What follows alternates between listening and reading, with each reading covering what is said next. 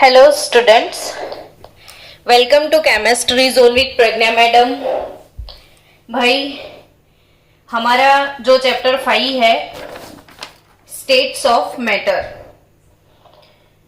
तो उस चैप्टर में बहुत सारे ऐसे भी टॉपिक है जो कि कॉम्पिटिटिव लेवल्स पे बहुत ही आईएमपी टॉपिक है।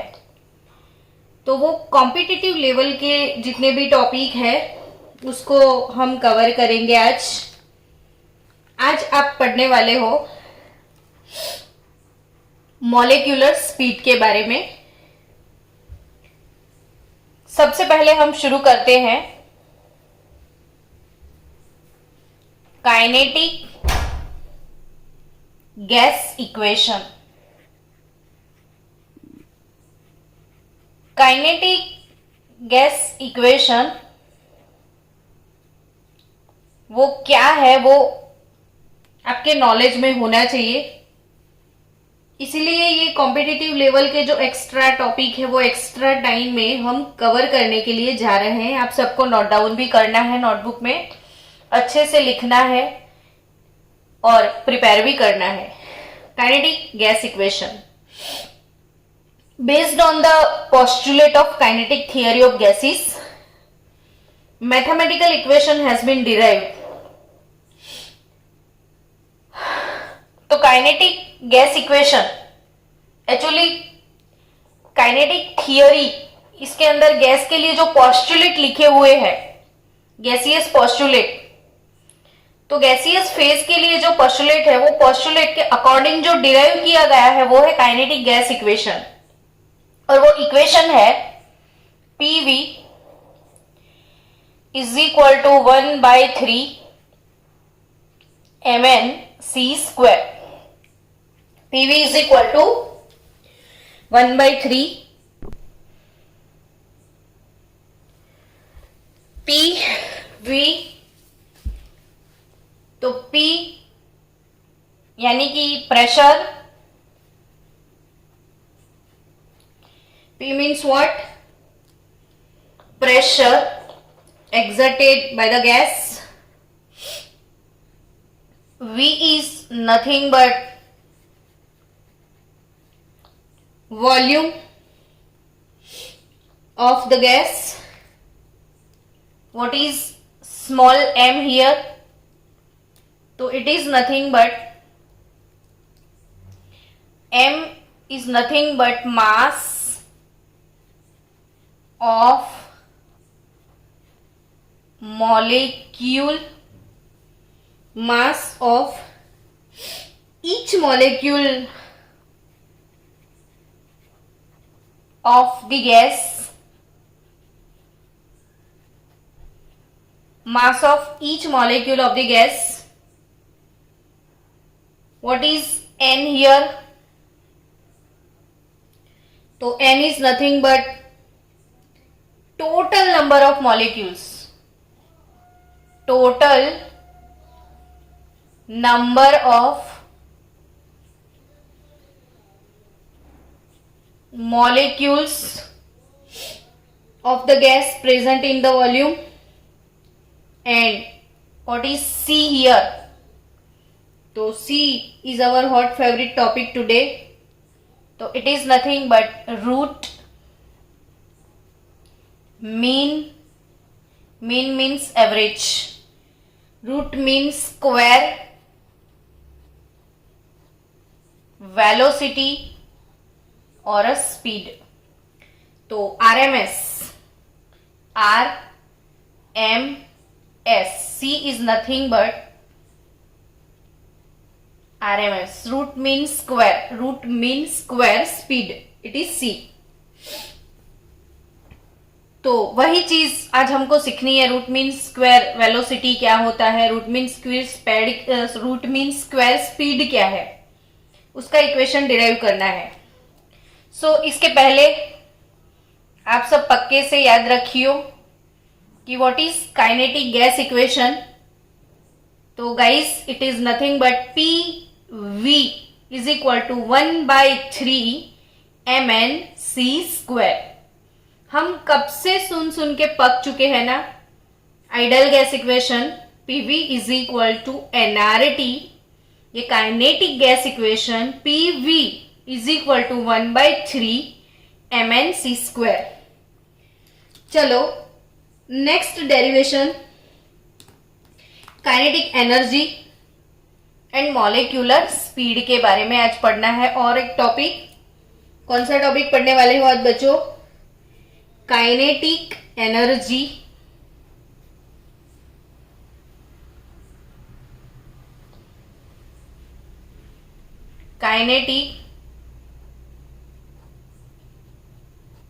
Energy and molecular speed.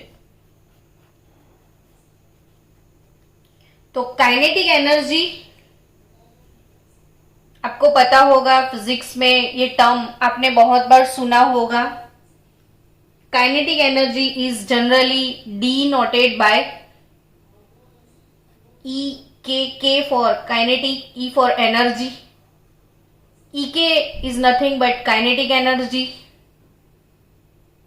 उसका फॉर्मूला भी आप पढ़ चुके हो। E K is nothing but 1/2 mv²। Kinetic energy E K is nothing but 1/2 mv², where m is mass, v velocity. Student, today we are going to derive the relation between root mean square speed and average kinetic energy. Root mean square speed and average kinetic energy. Hello everyone, सुनो ध्यान से। Suppose कोई container है, उस container में आपने gas को fill किया है, ठीक है? इसमें गैस भरा हुआ है। अब इसमें गैस के जितने भी पार्टिकल्स है, सो इन अ गैस जितने भी particle means the molecules are moving in a different direction. All particles are moving in a different direction with a different speed. यानी जितने भी मॉलिक्यूल्स है वो सबकी मूविंग डायरेक्शन डिफरेंट है और सबका स्पीड भी अलग अलग है, सबका स्पीड सेम नहीं होगा। समझो बच्चों फिर से कि in a gas the molecules are moving in a gas, all the molecules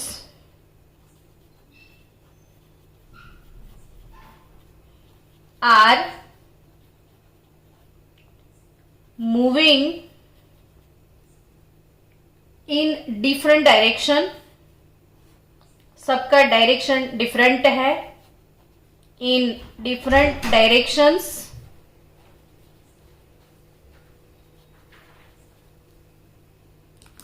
with different speed. सबका डायरेक्शन भी डिफरेंट है, सबका स्पीड भी डिफरेंट है। So all the molecules are moving in different direction with different speed, also colliding with one another as well as the wall of the container. All are एक दूसरे से collide कर रहे हैं, सबके सब एक दूसरे के साथ कोलाइड होते हैं ना, इसीलिए सबका स्पीड बार बार चेंज होता रहता है।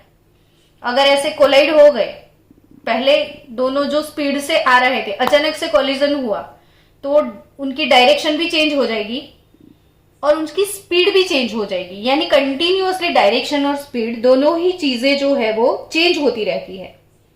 So as a result the individual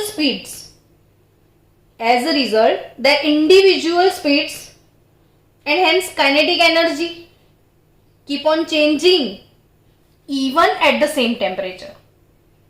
ये काइनेटिक एनर्जी भी बोलो या उनकी स्पीड बोलो, भले टेम्परेचर इक्वल होगा तो भी बार बार चेंज होता रहेगा बिकॉज ऑफ कॉलिजन्स।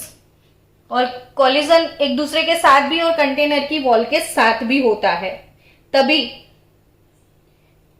करे तो करे क्या, सबका बार बार चेंज होता है और इसीलिए जब उनकी जो स्पीड या kinetic energy, total kinetic energy of the system अगर हमको कैलकुलेट करना है तो वो कैसे कैलकुलेट करेंगे?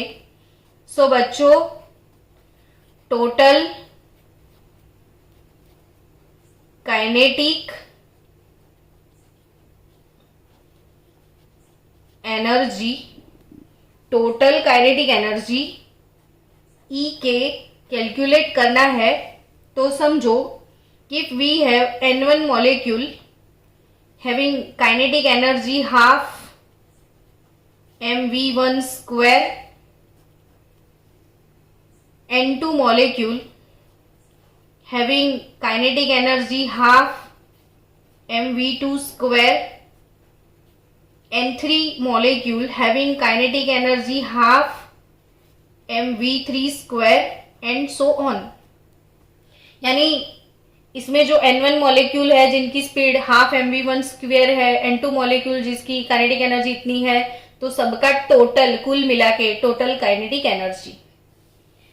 सो टोटल काइनेटिक एनर्जी कैसे हम लिख सकते हैं? तो हाफ m जो है वो अगर आपने कॉमन निकाल दिया तो we have remaining part N1 v1 square plus N2 v2 square plus N3 V3 square and so on। And student, if dividing by the total number of molecule, we will get average kinetic energy EK of the gas। ये जो kinetic energy है वो total kinetic energy of the system. तो इसमें जो total number of molecules है, ये small m जो है ना, वो स्मॉल m क्या है? तो it is nothing but mass of the molecule of the gas, mass of the molecule of the gas. So अगर आपको चाहिए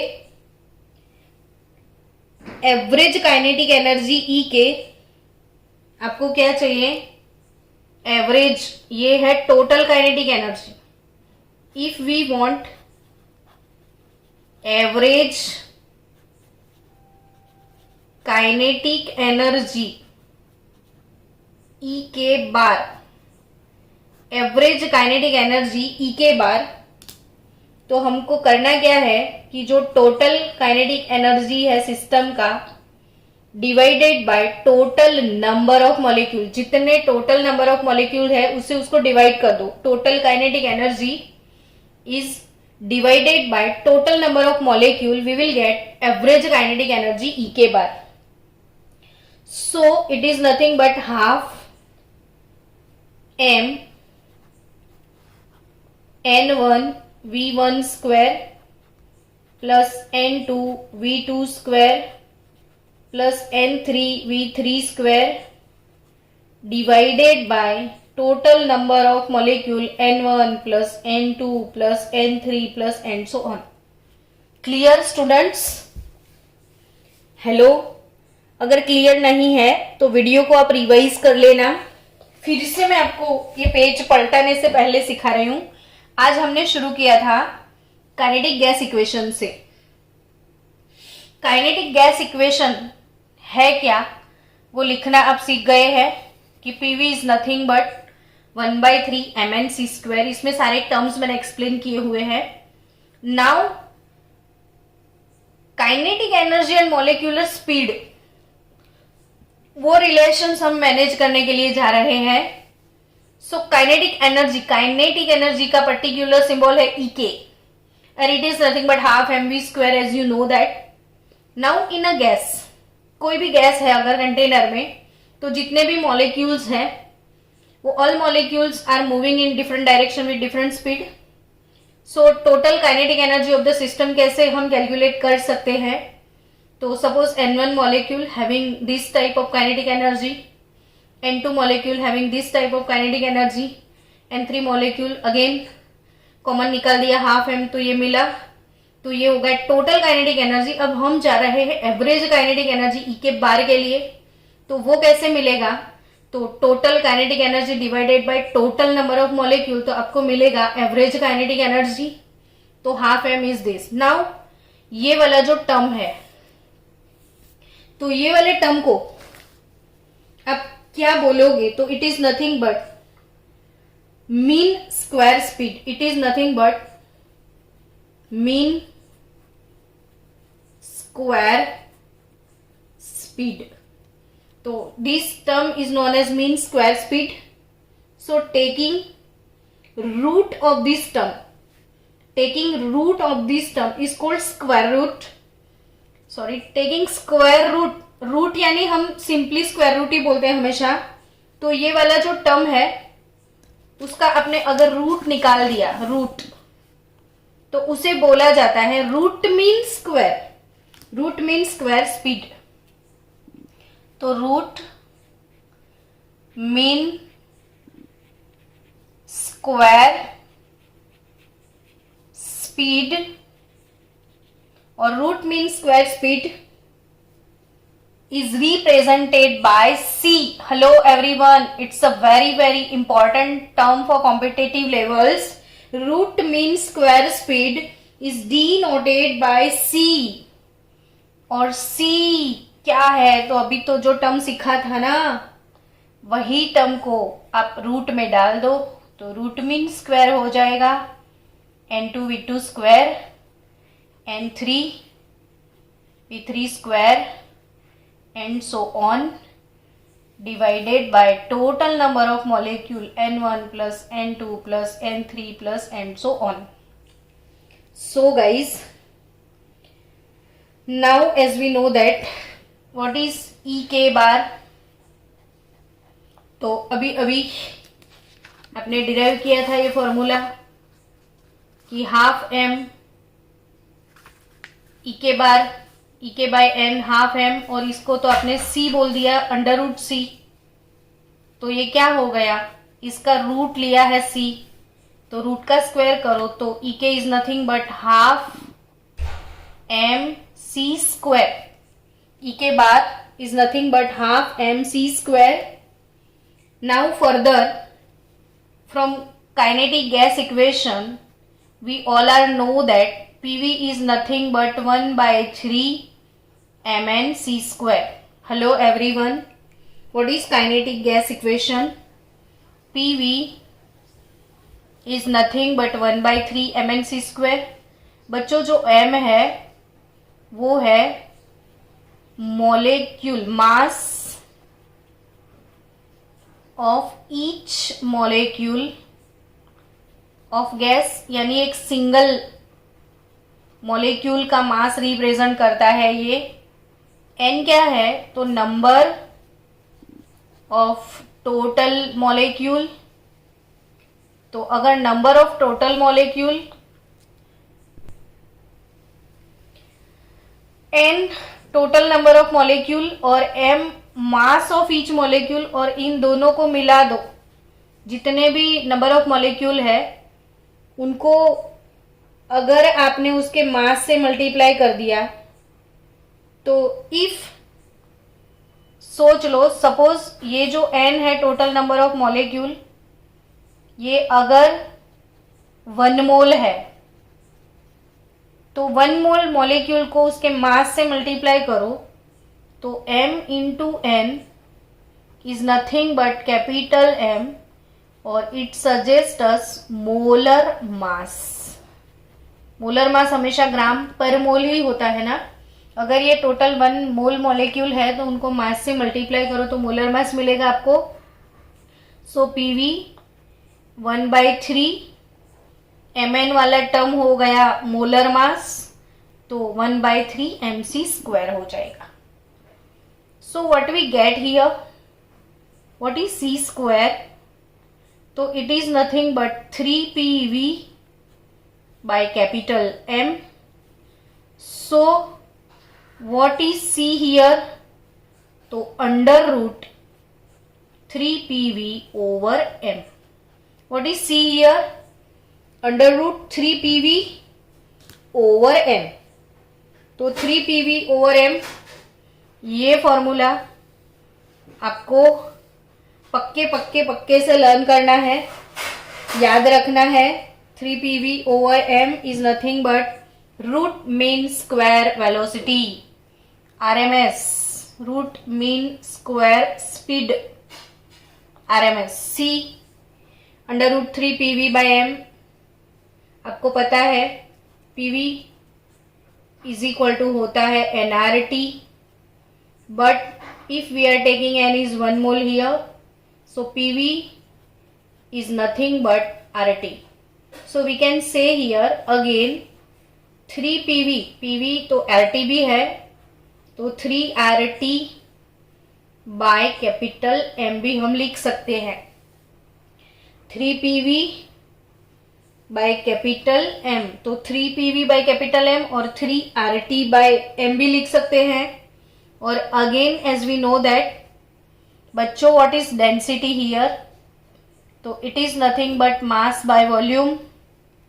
व्हाट इज डेंसिटी हियर, तो it is nothing but mass by volume.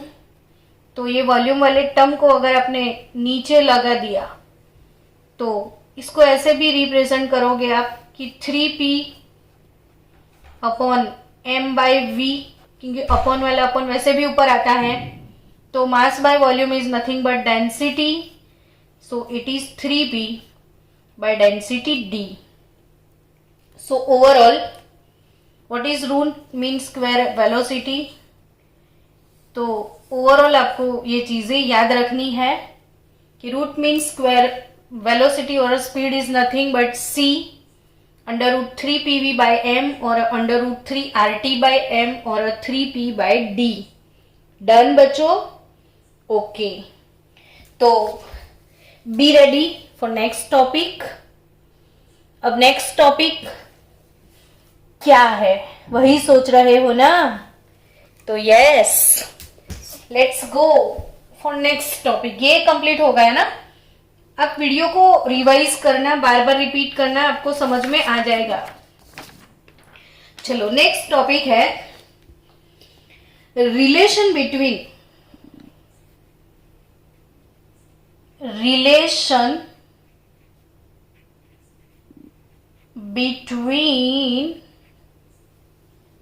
Average kinetic energy E K bar and absolute temperature capital T। What is our next topic? Relation between average kinetic energy E K bar and absolute temperature T। So बच्चा लोग, again as we know that P into V nothing but 1 by 3 mn c square. As we know that total kinetic energy of 1 mole of the gas for 1 mole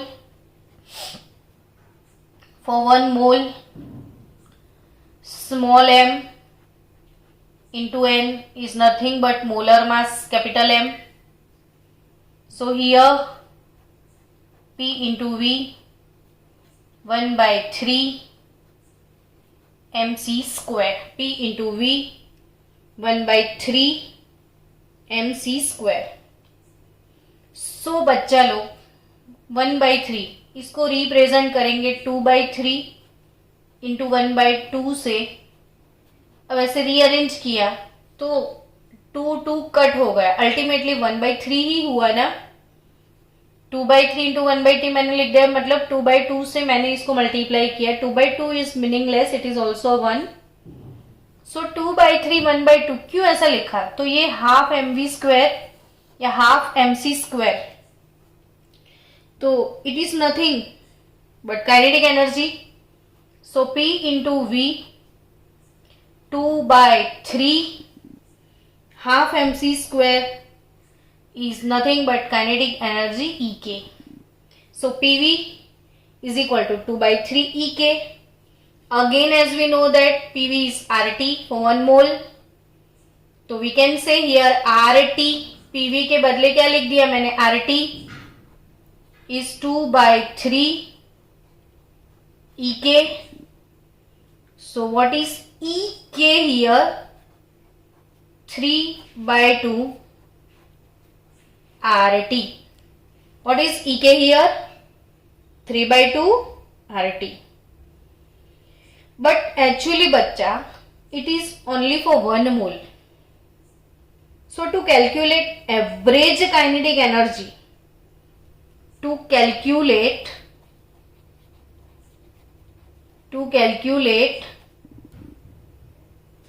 average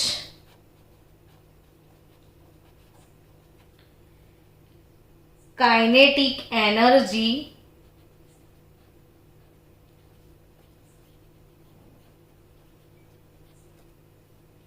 per molecule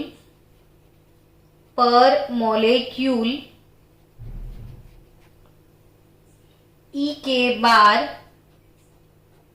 per molecule E K bar dividing this E के bye Avogadro number. हमको पर molecule चाहिए, ये 1 मोल के लिए है, तो एक सिंगल पर मॉलिक्यूल चाहिए, तो 3/2 RT बाय एवोगैड्रो नंबर 1 मोल यानी कितने पार्टिकल, तो एवोगैड्रो नंबर जितने पार्टिकल्स हो गए. So E K bar is equal to 3/2 RT over Na.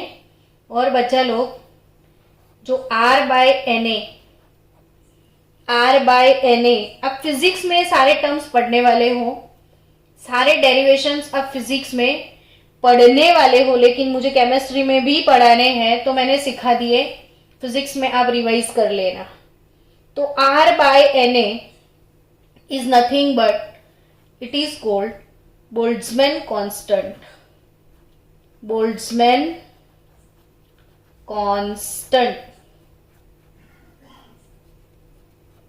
What is K here? तो R by Na is equal to K is called Boltzmann constant and it is 1.38 into 10 raised to -23 joule per Kelvin. Boltzmann constant R by Na is equal to K. R gas constant पता है ना आपको, gas constant divided by Avogadro number, तो it is के Boltzmann constant joule पर kelvin में है. और thus we can say that E K bar is nothing but 3/2 R by Na यानी Boltzmann constant K. So average kinetic energy per molecule E K bar is 3/2 kT. So we can say here E K bar proportional to absolute temperature T. E K bar proportional to absolute temperature T, which is one of the postulate of kinetic theory of gas also. So बच्चा लोग आप इधर बोल सकते हो कि temperature अगर increase होता है तो मॉलिक्यूल की काइनेटिक एनर्जी इंक्रीज हो जाती है. मैंने बहुत बार बोला, जो मॉलिक्यूल शांत होते हैं, अब उसको टेम्परेचर दोगे तो वो हिलने लगेगा, वो वाइब्रेट होगा, यानी कि जैसे जैसे टेम्परेचर इंक्रीज होता है उसकी काइनेटिक एनर्जी इंक्रीज होती है. तो ये हो गई काइनेटिक एनर्जी वाली बात. अब नेक्स्ट टॉपिक जो है वो टॉपिक कवर करेंगे हम एवरेज स्पीड के बारे में. दूसरा क्या पढ़ने वाले हो आज आप? अभी तक क्या पढ़ा आपने? आज काइनेटिक एनर्जी के बारे में पढ़ रहे थे, फिर आपने root mean square RMS velocity क्या होता है वो पढ़ लिया. अब आप पढ़ोगे एवरेज स्पीड के बारे में. तो एवरेज स्पीड एक्चुअली बच्चों आपको 3 टाइप की स्पीड के फॉर्मूलाज याद रखने हैं. सबसे पहले आप याद रखोगे RMS, root mean square speed, it is nothing but C. दूसरा अभी आप पढ़ोगे एवरेज स्पीड. दूसरा क्या पढ़ोगे? Average speed which is denoted bye C बार. और तीसरा आप पढ़ोगे most probable speed. Most probable speed, ये सारे टर्म आप फिजिक्स में भी पढ़ने वाले हो, फिजिक्स में भी ये चैप्टर है, सारे डेरिवेशन आप वहां पे भी पढ़ोगे, यहां पे भी पढ़ोगे, तो आपके अच्छे से लर्न हो जाएंगे। तो most probable speed it is denoted by C star. तो ये तीनों स्पीड जो है वो आपको कभी भी भूलना नहीं है। Root mean square, velocity c, average speed c bar and most probable speed c star. अब सबसे पहले आरएमएस हो गया हमारा। अब जा रहे हो पढ़ने के लिए एवरेज स्पीड। एवरेज स्पीड क्यों निकालनी भाई एवरेज स्पीड? तो आपको पता तो है कि सिंपल चीज है, different molecule each and every, मतलब different molecule has different speed. सबकी स्पीड अलग अलग है यार, सब जितने भी मॉलिक्यूल है सबका स्पीड अलग अलग है। तो फिर सबका अलग अलग स्पीड है, तभी किसी एक का स्पीड लेके हम कंसीडर नहीं कर सकते। तो सबका कुल मिला के जो स्पीड निकलता है उसे एवरेज स्पीड बोला जाता है। इफ सोचो बच्चों कि if n1 molecule have speed v1, if n1 molecule, total system में जितने भी मॉलिक्यूल्स है इसमें से अगर n1 मॉलिक्यूल के पास v1 जितना स्पीड है, if n2 molecules possess v2 speed, if n3 molecule possess v3 speed, तो what is c bar here? What is c bar here? तो n1 v1 plus n2 v2 plus n3 v3 plus dash dash dash upon total number of molecule n1 plus n2 plus n3 and so on. Clear? So what is average speed? तो average speed पूरी system में n1 molecule ऐसे हैं जिनका speed v1 है, n2 molecule ऐसे हैं जिनका स्पीड v2 है, n3 मॉलिक्यूल ऐसे हैं जिनका स्पीड v3 है। तो what is average speed c bar? Average speed c बार, तो n1 n2 n3 like that. And if all the n molecule have different speed, अगर ये n1 की इतनी n2 की इतनी ऐसा नहीं है, जितने भी है सबकी अलग स्पीड है, सबकी अलग स्पीड है, समझो सबकी। Means and if all the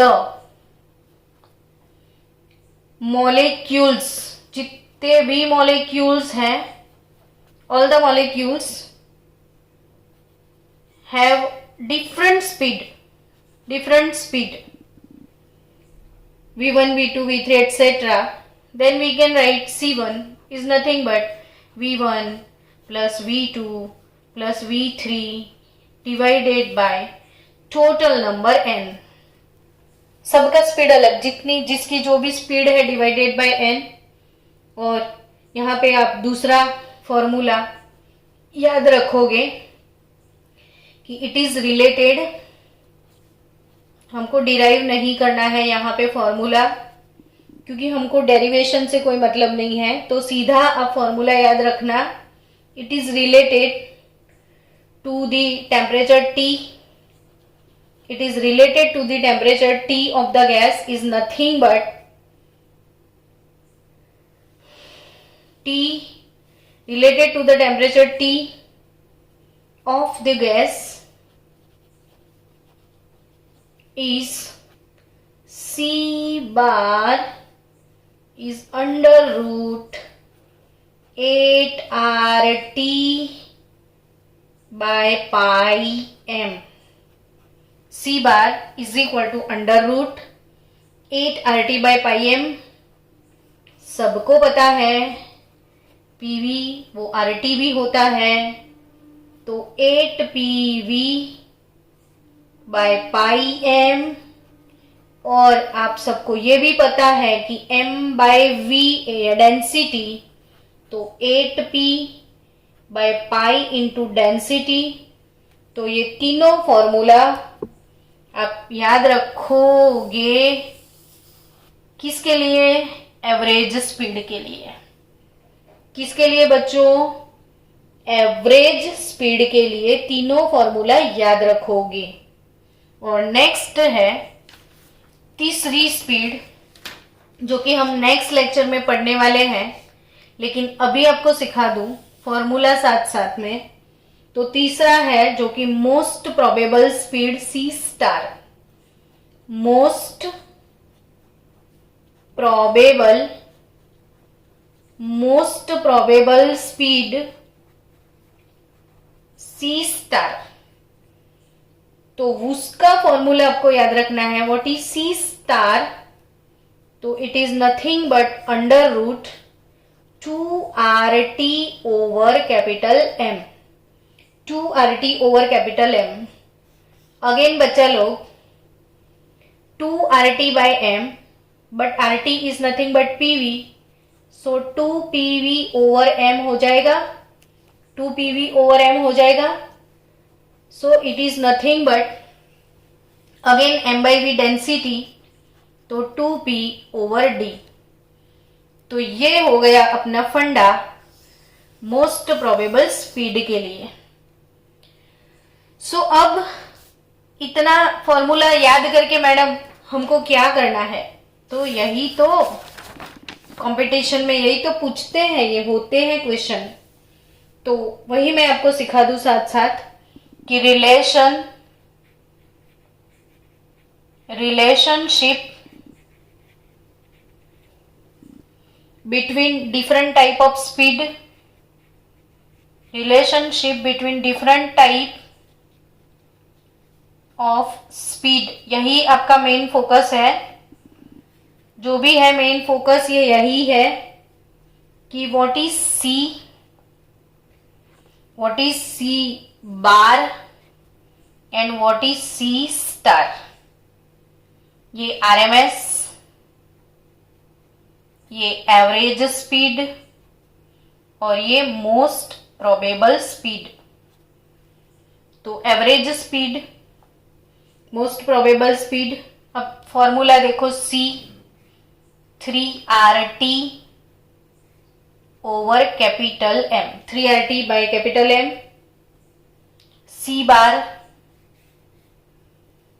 8RT over pi M। 8RT over pi M। Average 8 बजे हमारा लेक्चर स्टार्ट होता है, ऐसा याद रखना, ताकि आप याद रखोगे कि एवरेज में 8RT बाय पाई M है। Average 8RT by pi M है। रूट मीन स्क्वायर, तो रूट 2 के बदले 3 है, 3 का रूट, और मोस्ट प्रोबेबल 2 होगा। 8 बजे शुरू होगा, मोस्ट प्रोबेबल 2 o'clock आप छूट जाओगे, ऐसा याद रखना। तो 2RT बाय M, किसी भी तरह आपको फॉर्मूले लर्न करने हैं। अब वो रिलेटेड कैसे है एक दूसरे से? एक दूसरे का रेशियो, ये नीट में बहुत बार पूछ चुके हैं। What is the ratio of C star as C star is to C bar is to C. तो रेशियो इज नथिंग बट आपको दिस डिवाइडेड बाय दिस। वैसे सब में आरटी आरटी आरटी कॉमन लग रहा है ना, एम भी कॉमन है, तो आरटी ओवर एम सबका निकल जाएगा। आरटी ओवर एम सबका निकल जाएगा।